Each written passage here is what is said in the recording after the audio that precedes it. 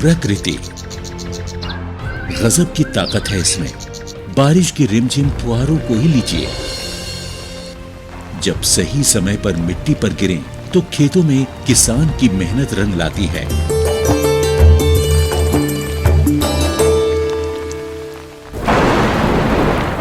लेकिन वही बारिश बेमौसम हो जाए तो फिर तबाही का मंजर दिखाती है।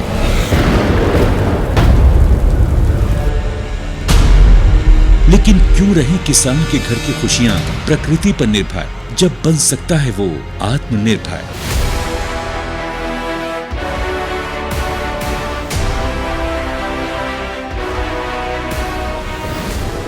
किसानों को प्राकृतिक आपदाओं की वजह से फसली नुकसान होने की स्थिति को ध्यान में रखते हुए भारत सरकार ने 2016 में प्रधानमंत्री फसल बीमा योजना की घोषणा की। इस बीमा योजना का उद्देश्य विभिन्न प्रकार की प्राकृतिक आपदाओं जैसे ओले गिरना, जल भराव, बाढ़ का आना, बादल फटना, प्राकृतिक रूप से आग लग जाना, भूस्खलन, चक्रवाती तूफान, बेमौसम बारिश, फसल की बीमारियां, आकाशीय बिजली, कीटों के हमले वगैरह से होने वाले नुकसान की स्थिति में किसानों को वित्तीय सहायता प्रदान करना है।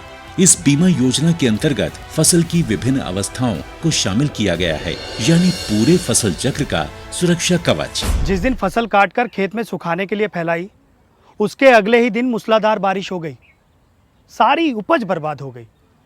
लेकिन ये तो अच्छा था कि मैंने फसल का बीमा करा रखा था, मैं नुकसान से बच गया और क्लेम की रकम भी मुझे आसानी से मिल गई। सारा भुगतान मेरे बैंक अकाउंट में हो गया।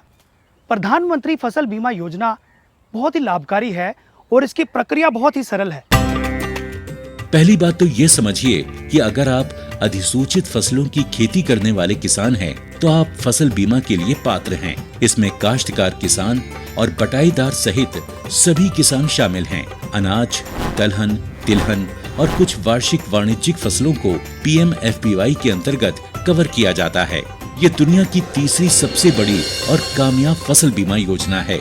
केंद्र सरकार और राज्य सरकारों के अलावा 18 बीमा कंपनियां, 540 बैंक तथा 45,000 जन सेवा केंद्र प्रधानमंत्री फसल बीमा योजना को किसानों तक पहुंचाने में कार्यरत हैं। इस योजना में प्रीमियम कम होने के कारण सभी स्तर के किसान इसका लाभ ले सकते हैं।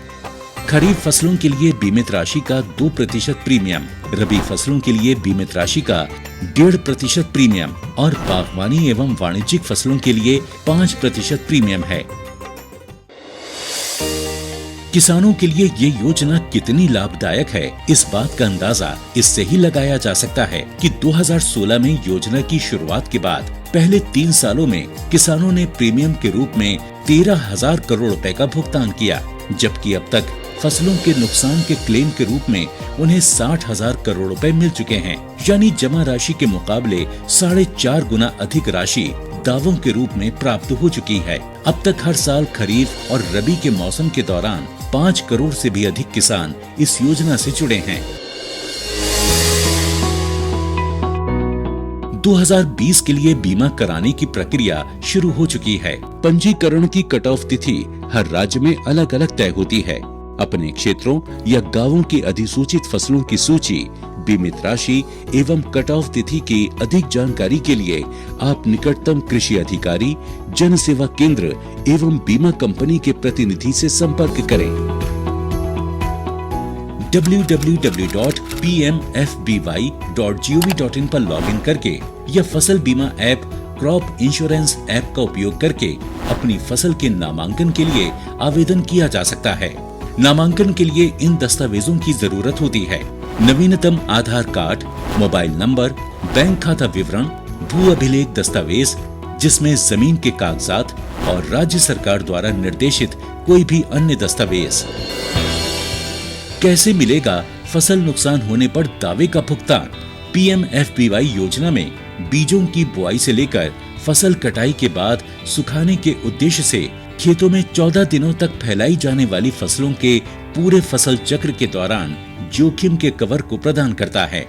स्थानीय आपदा के कारण या अगर फसल कटाई के बाद बीमित फसलों को प्राकृतिक आपदा से नुकसान होता है तो बीमित किसान को 72 घंटे के भीतर इसकी सूचना बीमा कंपनी, बैंक या फिर राज्य सरकार के अधिकारियों या बीमा कंपनी के टोल फ्री नंबर पर देना आवश्यक है। जोखिमों में उपज हानि का आकलन फसल कटाई प्रयोगों के आधार पर किया जाता है। आपदा के कारण हुए नुकसान पर किसान को बीमा कंपनी द्वारा क्लेम राशि का उचित भुगतान मिलता है। क्लेम राशि का भुगतान सीधे किसान के बैंक खाते में किया जाता है। शिकायत निवारण के लिए किसान बीमा कंपनी, निकटतम बैंक शाखा या ब्लॉक या जिला कृषि कार्यालय में संपर्क कर सकते हैं। वो अपनी शिकायतों के लिए जिला और राज्य स्तरीय शिकायत निवारण समिति तक भी पहुंच सकते हैं।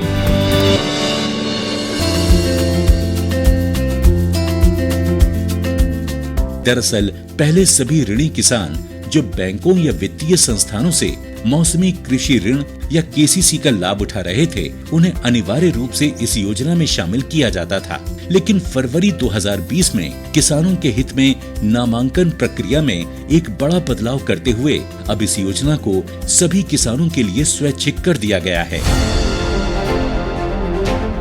प्रधानमंत्री फसल बीमा योजना किसानों को उनकी मेहनत से उगाई फसल को सुरक्षित करके देश को आत्मनिर्भर बनाने की दिशा में अहम कदम साबित हो रही है। जब किसान बढ़ेगा प्रकृति निर्भरता से आत्मनिर्भरता की ओर, तभी तो बनता है आत्मनिर्भर राष्ट्र।